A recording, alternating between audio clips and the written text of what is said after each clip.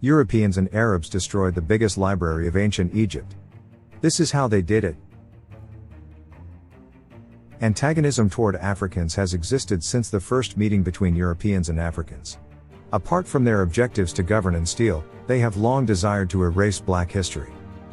The Library of Alexandria in Kemet, Egypt, was a repository of knowledge and secrets from all over the world, not simply ancient black knowledge. However, it was clear that the immense knowledge it contained posed a threat to certain individuals, and they desired it to be destroyed.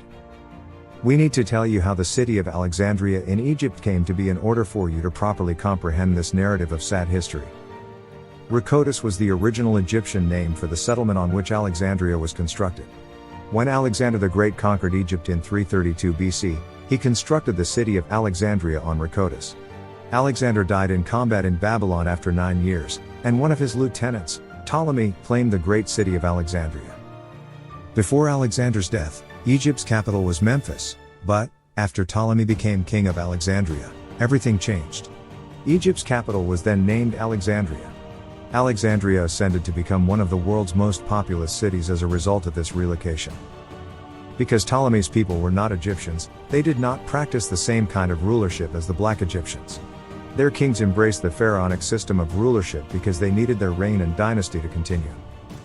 They also established the Greco-Roman worship of Serapis to legitimize their authority. The Library of Alexandria was founded and constructed as a consequence of the influence of the Serapis cult. The Library of Alexandria was a remarkable and essential study center for ancient world intellectuals for ages. The library was where various races and peoples' mysteries and origins were preserved and learned. From all around the world, great intellectuals, mathematicians, physicists, and poets visited the library. According to records, the library housed anything from 700,000 to over 1 million scrolls on its shelves. One of humanity's greatest disasters was the destruction of the library. More importantly, the black man's fate was tragic, since if the library and its scrolls had survived, ancient science would not have been lost to many African ethnic cultures. The library was destroyed according to several stories. Historians have debated which account is correct. The many versions of the library's destruction will be recounted below. How Julius Caesar destroyed the city. Rome was at war in 48 BC, and Julius Caesar was hunting Pompey into Egypt, according to legend. At Alexandria, an Egyptian fleet blocked his assault. Julius was greatly outmanned and encircled by the enemy's fleets, so the odds were stacked against him. He ordered the burning of the ships in the harbor, and the fire grew so large that it spread and annihilated the Egyptian navy. The fire, however, did not end there. It swept throughout the city, destroying a section of the city that housed the Library of Alexandria. When the enemy sought to cut off Julius Caesar's fleet, he was compelled to fight the danger by using fire, and this spread from the dockyards and destroyed the vast library, Plutarch wrote in his book The Life of Julius Caesar.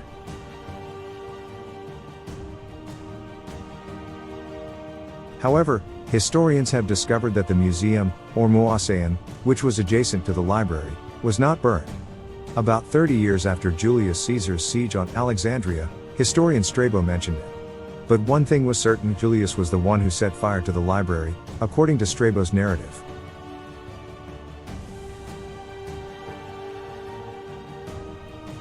How the Christians destroyed the city. The account of the Christian conquest of Egypt lends validity to their role in the library's destruction. In 391 AD, the Emperor Theodosius issued a proclamation prohibiting heathen rituals. On the lands they had conquered, he enforced the Christian religion. The Citadel/Library of Wisdom in Alexandria, the Temple of Serapis, was considered a heathen structure and was burned down and rebuilt into a church. Despite the fact that the temple was not the major library, it housed 10% of the Alexandrian library's papers and scrolls. Alexandria was populated by Christians, Jews, and pagans during this time in its history. The city's 3 inhabitants produced a climate of political competition and bloodshed. Hierax, a Christian monk, was killed as a result of the violence. A woman named Hypatia, the final head librarian of the Library of Alexandria, was claimed to have influenced his death. The Jews fooled the Christians as well, dragging them into the streets and slaughtering them in large numbers. Christians killed Jews and pagans as a form of retaliation. Hypatia was one of the victims. Many people believe that portion of the library was destroyed during this period. One thing we know from ancient historians' studies and accounts is that the Library of Alexandria was clearly not a specific structure. There were several buildings that contained various types of scrolls. How the Muslims destroyed the library. The involvement of Muslims in the destruction of the Alexandrian library is the final chronicle of the library. In 640 AD, when the Muslim Caliph Omar laid siege to Alexandria and seized it, they struck the ultimate blow to what was remained of the library. According to legend, the conquering general inquired of the Caliph about the library, which he described as a huge library housing all the knowledge of the world. They will either contradict the Quran, in which case they constitute heresy, or they will agree with it, in which case they are redundant, the Caliph responded.